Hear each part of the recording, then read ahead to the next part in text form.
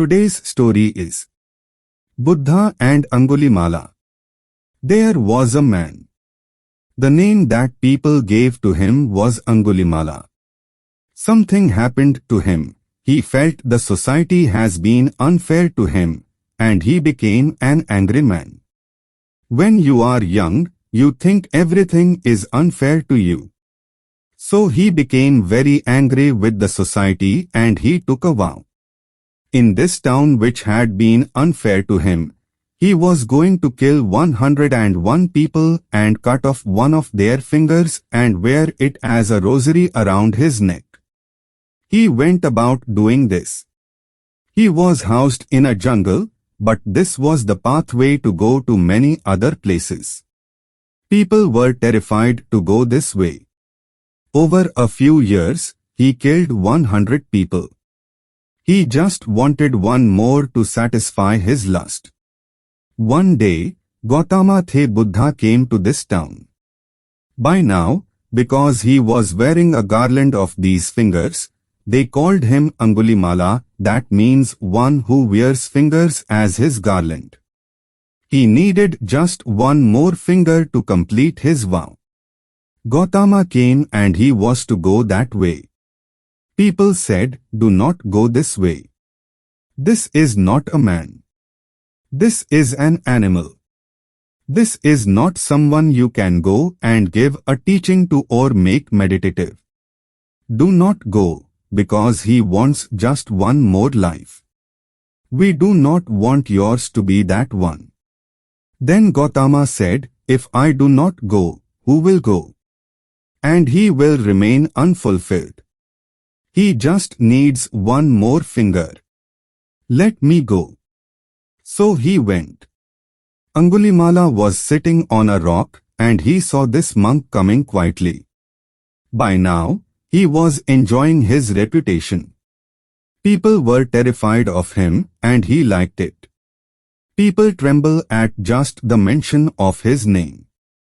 So sitting there on the rock, he rode just to make this monk know that, "I am here and this is your end coming." Gautama looked at him and kept walking quietly with a smile on his face. He did not like this. Usually when they saw him or heard him, people ran helter-skelter, wanting to save their lives. He liked that. This man was just walking. He jumped off the rock, came and stood in front of him and said, "Who the hell are you? And do you know who I am?" He showed his mala, all fingers. "Do you know about me?"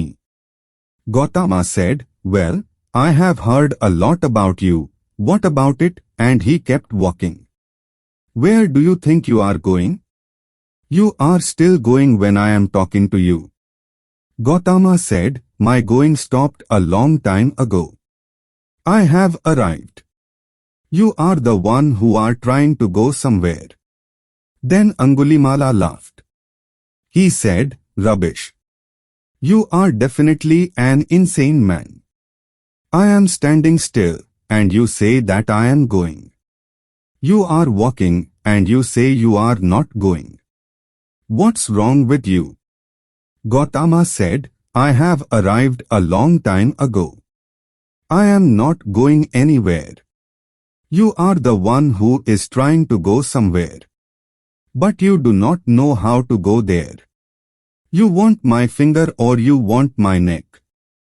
You have already got fingers. You can hang my head and it will be a good pendant for the necklace. Because I am done, I have arrived. It does not matter whether I am physically here or not. You can do what you want. The pleasure of killing is only when they are terrified and do not want to die. When someone wants to die and they do not care, what is the use of killing this guy? And it looks like even if he kills this guy, his lust for 101 lives will not be fulfilled because this guy does not give him the pleasure." Then he said, "Wait, you tell me what is this about? You are moving. And you are saying that you have arrived, and you are not moving. I am not moving and you say I am moving. You are looking for fulfillment in your own way. 101. I am fulfilled. This is the big difference. And you can take my life. If you think you are going to be fulfilled, do it, because my work is to fulfill people. If it is going to happen so easily that you are going to be fulfilled without a teaching, just by slashing my throat, just do it. What is the problem? Then Angulimala became his disciple. Gautama said, you must go into the town from which you have killed 100 people. Gautama's monks were called bhikkhus. Bhikkhu literally means beggar. He gave him a yellow cloth and a begging bowl. He said, go look for some food in the town. In a small town, 100 dead people means that almost every family had lost someone to this man. Angulimala came into the town as a monk. People saw this and they were terrified. They did not know why he had come. They all went and stood on their terraces because they were afraid of what he would do.